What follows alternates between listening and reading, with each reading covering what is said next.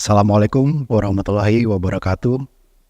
Salam sejahtera untuk kita semuanya. Om Swastiastu. Salam kebajikan.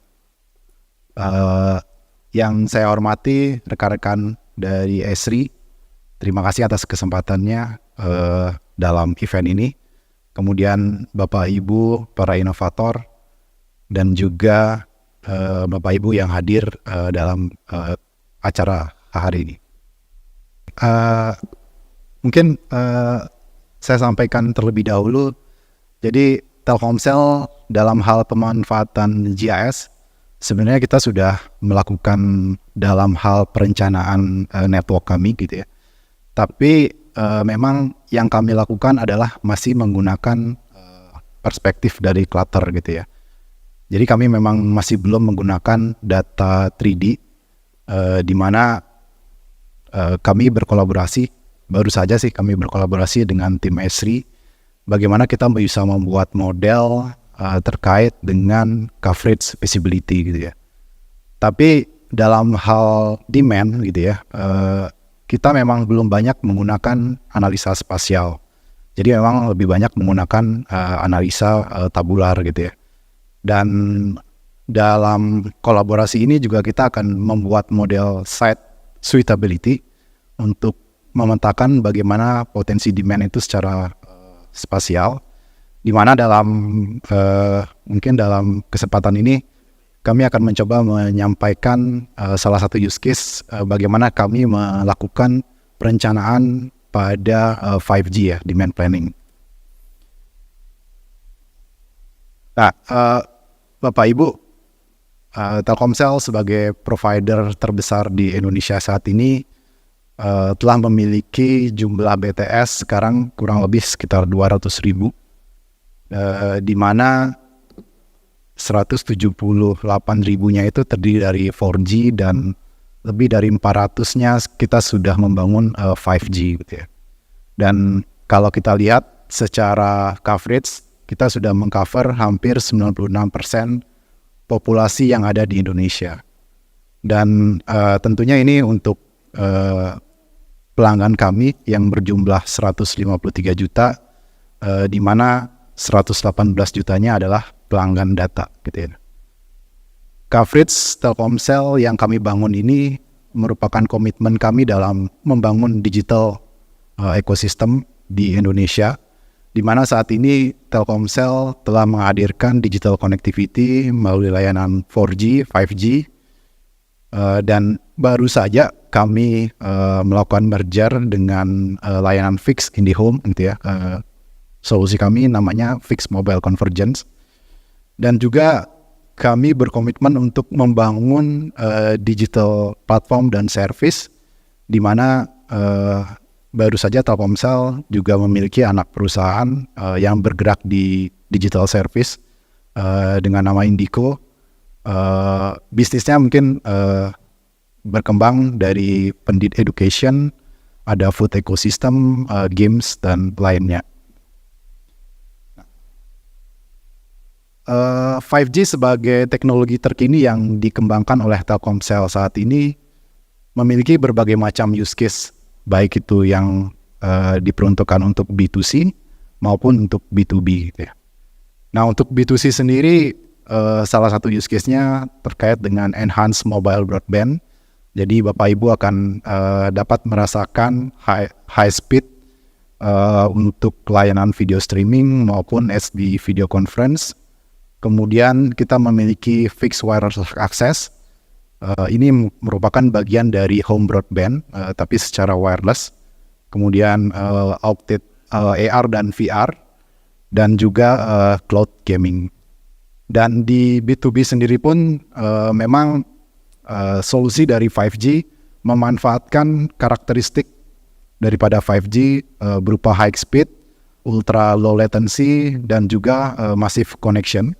Sehingga di dalam penerapan 5G di industri ini membuka peluang untuk mengarah ke industri 4.0.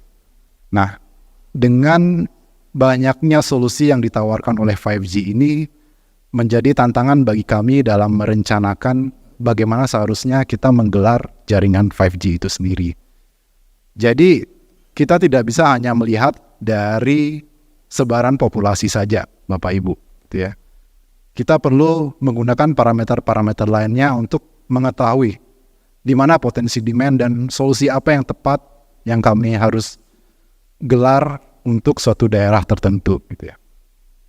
Jadi beberapa parameter yang memang kami kembangkan dalam use case ini, salah satu yang pertama adalah memang populasi yang merepresentasikan market size, kemudian household, di mana tadi salah satu solusi yang kami terapkan adalah fixed wireless access. Jadi bagaimana kita bisa menggelar home broadband dengan tepat, dan juga purchasing power ini mungkin akan merepresentasikan affordability daripada suatu area, gitu ya, terhadap layanan 5G ini. Dan POI ini sebagai salah satu market potensial, gitu ya, di suatu area, dan juga distance to build up area maupun distance to root sebagai leading indicator untuk mengetahui bagaimana pembangunan di suatu daerah tersebut. Dan memang di sini keunggulan dari Argis yang kami pergunakan adalah bagaimana parameter-parameter tersebut kita agregasikan ke level grid 1x1, di mana kalau kita menggunakan tools yang lainnya itu bisa memakan waktu berjam-jam, gitu ya. Dengan Argis ini hanya bisa dilakukan dengan beberapa menit saja, Bapak Ibu. Jadi disinilah keunggulan daripada Argis yang kami sangat bermanfaat bagi kami, gitu ya. Dan kemudian dari parameter yang tadi kami sebutkan, setelah kita normalisasi, kemudian kita akan membuat cluster index, gitu ya, dengan menghitung berdasarkan bobot yang kami hitung dengan menggunakan regresi F regression. Dan Bapak Ibu, kalau kita hanya melihat satu cluster index saja, itu mungkin demand yang kita mungkin lihat itu masih kurang, view-nya kurang holistik, gitu ya.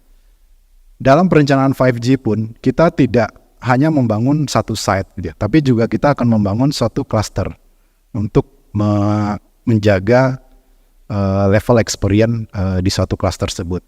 Nah, makanya kami membangun sebuah super cluster.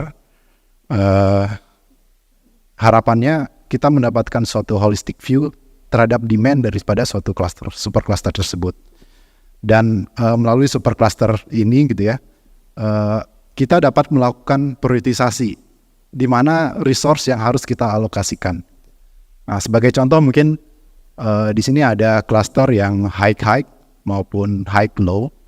Kalau kita lihat secara indeks, itu sama-sama memiliki high cluster index, gitu ya. Tapi mana yang bisa kita prioritaskan, ya akan lebih menjanjikan kalau kita lebih memprioritaskan yang high, gitu ya. Terutama bagi kami teknologi 5G ini sangat baru, investasinya juga sangat besar, gitu ya. Bagaimana kita bisa memprioritaskan investasi kami ke daerah-daerah yang memang potensial untuk bisa mengadopsi layanan dan solusi pada 5G. Kemudian setelah kita memprioritaskan cluster yang akan dipilih untuk menggelar 5G, mungkin perencanaan daripada jaringan 5G ini yang baru kami kembangkan adalah bagaimana kita mengintegrasikan antara site, gitu ya, atau site daripada 5G dengan existing coverage dan juga building yang ada di suatu teritori, sehingga kita bisa mengetahui apakah ada obstacle di suatu area tersebut dari layanan 5G yang kita gelar. Seperti yang diketahui Bapak Ibu, dalam menggelar layanan 5G kita menggunakan frekuensi 2300, di mana untuk penetrasi frekuensi itu memang lebih rendah dibandingkan frekuensi 900. Jadi memang solusi yang kita kembangkan, gitu ya, coverage visibility ini akan sangat membantu kami dalam merencanakan 5G yang lebih baik gitu ya. Dan sebagai penutup, jadi ini kita harapkan memang solusi yang kita kembangkan bersama Esri akan dapat lebih mengoptimalkan perencanaan 5G kita untuk mengcover demand-demand yang potensial.